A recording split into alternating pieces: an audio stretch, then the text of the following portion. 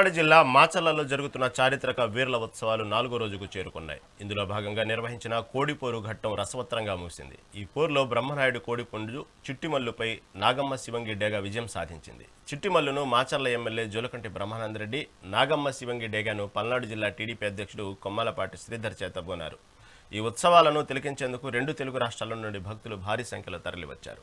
ఈ కార్యక్రమంలో ఎంపీ రామకృష్ణదేవరాయలు, సినీ నిర్మాత బండ్ల గణేష్ సహా పలువురు ప్రముఖులు పాల్గొన్నారు.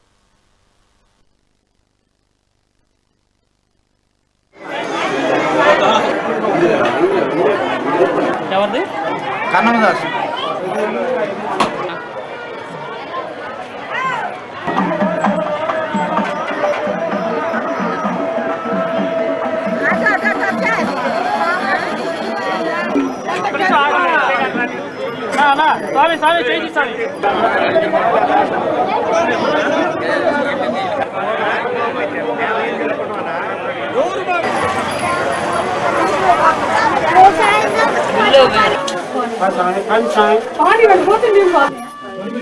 Hi,